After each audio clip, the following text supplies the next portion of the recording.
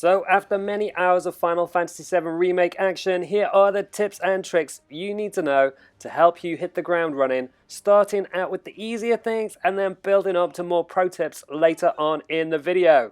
And the first thing to take into account is that you shouldn't forget any of the tutorials that you've taken through right at the beginning. Yes, square is easy to mash, however, don't forget to press and hold it to deliver damage to any enemies all around you. And it not only means that you attack more enemies with each hit, but it also means you build up ATB quicker because you're doing more damage to more enemies over a shorter period of time. And that leads on nicely to ATB. This is essentially the most important element in the entire game. And I know most of you will know what it is, but if you don't, it's essentially this little bar tracking upwards in the bottom right-hand corner, and you'll see it for every player in your party. And you use that to unleash moves on your enemies, whether it's magic or one of the abilities, like Cloud's Braver move. However, if you unleash certain abilities and magic, they can be blocked or you can be too far away,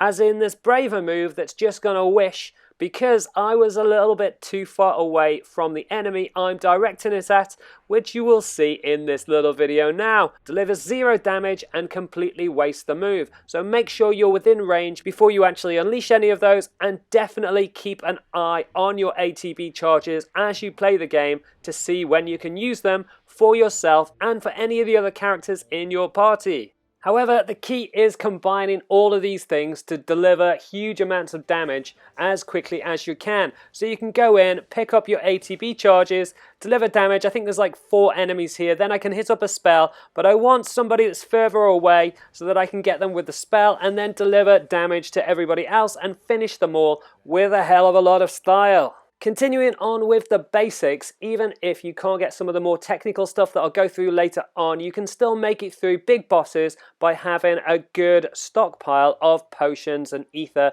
and other items that you can find in the game. So it's well worth searching every nook and cranny until you've got a really good haul, which will mean that you can get through some of the boss fights in the game without worrying necessarily about some of the more complex aspects of the fighting mechanics, which I will be taking you through very shortly. Next up, you definitely want to target the most dangerous enemy in any given situation and take them out as quickly as possible to prevent them from doing too much damage. However, the lock-on can also come in handy when you're going up against bosses and they've got particular elements that can be taken out, like the Scorpion Sentinel's legs in its final phase. Now, it's not just the hold square move that can do damage to multiple enemies at the same time. You can also deliver damage to multiple enemies by using abilities. So to do this, you just need to target an enemy that is close to another enemy, but still in range, like this Braver move,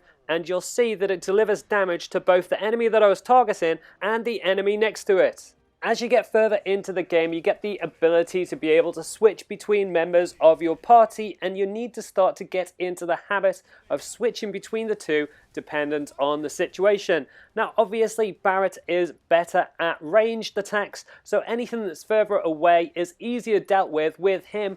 However, there are going to be many different situations where it's going to be good to switch between the two. So for example, to take out these monodrives, it's good to have Cloud, but to take out the sentry posts, it's good to have Barret, and you'll find lots of different examples of that throughout the game, so you definitely want to experiment with different characters at different times. However, with some enemies, it's a good idea to mix things up. So for example, using Barret's Thunder against this sweeper will do huge amounts of damage, because thunder damage and any lightning magic does the most damage to mechanical enemies. And then you can switch on over to Cloud, who will naturally be closer to the enemy, switch over to his Punisher mode with Triangle and deliver up a huge amount of damage to bring it ever closer to being staggered. This process of switching between characters is a good way to reduce the amount of times you can get hit. So for example, in this situation, I've managed to get it targeting Barret, then switched on over to Cloud, got it trapped in a corner, and then I'm just absolutely laying in as much damage as possible to bring it down to its knees.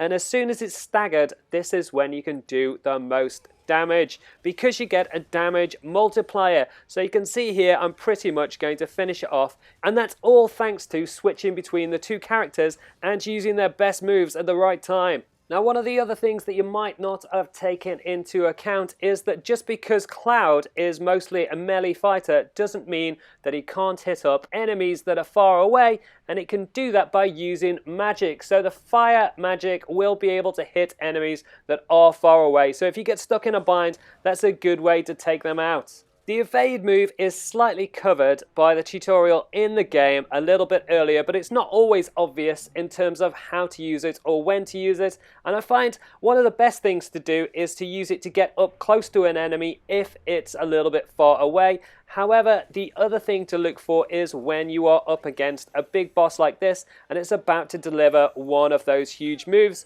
If it does, then it's definitely a good idea to use your evades to get out of the way, which will then allow you to jump back in without taking any damage and get in your hits. And talking about hits, not all of them are created equal in terms of delivering massive stagger. So you get more stagger when you see an enemy is pressured and you see the little bar underneath its health going up. Now I noticed that when I was fighting this boss, it was the focused moves that deliver more pressure stagger. So for Cloud, that's the focused thrust, and for Barret, that was the focused shot. So if you really want to maximize how quickly you get an enemy staggering, you definitely want to use your focus moves to get them closer to being on their knees, and then you want to switch up to the moves that deliver the most damage. So you can see there the focus shot landed from Barret, and then instantly the Scorpion Sentinel staggers.